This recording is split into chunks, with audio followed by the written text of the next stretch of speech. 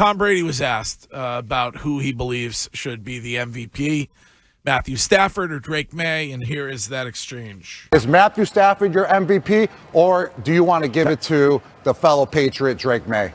Yeah, I mean, look, I don't get a vote. I mean, I think what Matthew Stafford's done this season has been absolutely remarkable. 46 touchdowns, that's, for any quarterback, that's a dream season. So he's been spectacular. Drake Maye on the other side has done some incredible things with Josh McDaniels in their first year together.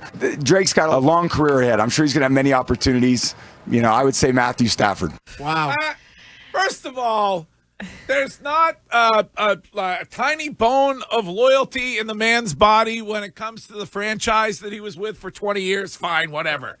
But because Matthew Stafford has been doing it for a long time, you're going to go ahead and award him the trophy? That's not the award. I told you that's what's going to happen. I hate this argument. But that's what's going to happen. That's not what it is. It's not the most tenured player, the MTP award. It's the most valuable player If award. it was Matthew Stafford has 15 more touchdown passes.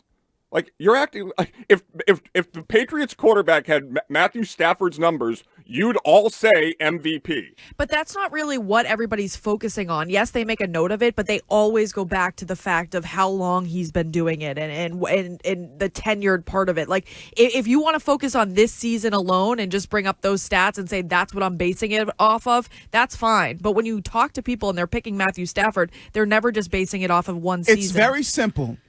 Excuse me. It's very simple. If it wasn't Matthew Stafford, let's say it was C.J. Stroud. C.J. Stroud had Matthew Stafford's numbers. Yeah. He'd win it. Yeah. No, it would be Drake Maye's would be the MVP. Yes, because Drake Maye is better in every other category that isn't touchdown passes. One would That's the only category Matthew Stafford's better in. Drake May's better in. Leads the league in yards per attempt. Leads the league in completion percentage. Is better at leads the league in QB rating. Right. We're just so fraudulent. If Drake Maye, if we were fans of the Rams, everybody here would say it's obscene that you're going to give it to this rookie second-year guy who has 15 fewer touchdown passes. Just admit it. Yeah, but you're saying fans of the Rams. I'm just talking about take your fandom out of it. Put yourself on a neutral team because they talked about Brady. The Houston Texans are the 5th seed. They finished 12-5. The LA Rams are the 5th seed. They finished 12-5. Houston didn't win their division. The Rams didn't win their division. If C.J. Stroud had thrown for 46 touchdowns and 8 interceptions, and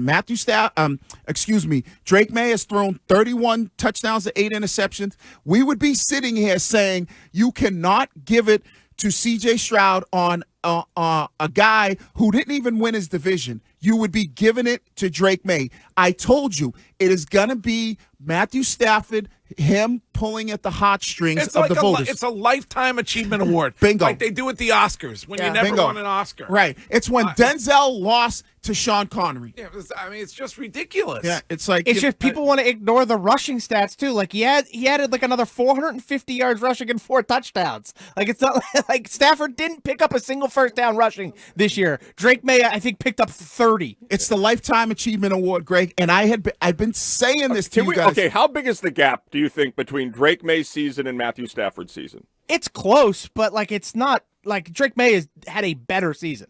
Period. Yeah. So, but by how much would you say? Like, for me, I would say by two turkey necks. Like 5 why are you first looking place at votes. Greg when you say that? I'm right here. I'm working on the neck. I'm working on the jowls. But the MVP means that you are the best player on one of the best teams. And you are Drake Maye, who is his team has more wins than Matthew Stafford's team. His team finished better than Matthew Stafford's team when it comes to where they fall in their conferences. I think it's like the last decade, the MVP has been either the 1 or 2 seed in a given conference. Is a comment like this motivated by Tom Brady not wanting Drake Maye to be considered to be a great New England Patriot quarterback? No, I think it's more that sneaking in. No, it's just, I don't think he's intimidated by Drake Maye. Greg, and I've said it's the Lifetime Achievement Award. That's all it is. Here's what you do: give Matthew Stafford Offensive Player of the Year. because that's what you want to give it to the guy with the best numbers, then that's what they get, the offensive player of the year. The MVP shouldn't be the guy who has the best statistical numbers on the team that might not be good. What if they didn't make the playoffs, Matthew Stafford? Would you still be saying he deserves the MVP?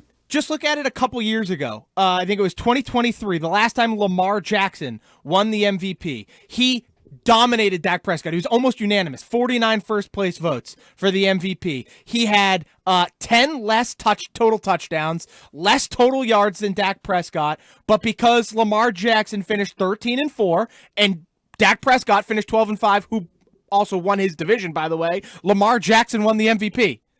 Like, it matters. This stuff matters. Yeah, I just, as someone that wants the Patriots to be successful, I really could give two poops about who wins the MVP, and especially considering the MVP for the last 25 years has only once gone on to actually win the Super Bowl. Yeah. And I think this team would be well served if they do make the Super Bowl to have Matthew Stafford get awarded the MVP on Wednesday at the NFL Honors, and they use that to fuel themselves Sunday night in the Super Bowl. So last year... Yeah, but Curtis, we're talking about Drake Maye.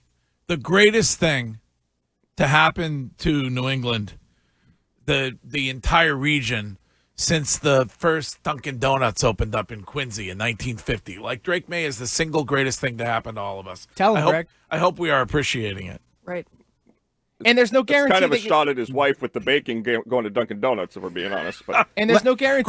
Greatest thing to happen to the region since Kelly's served the first three-way on Revere Beach in 1951.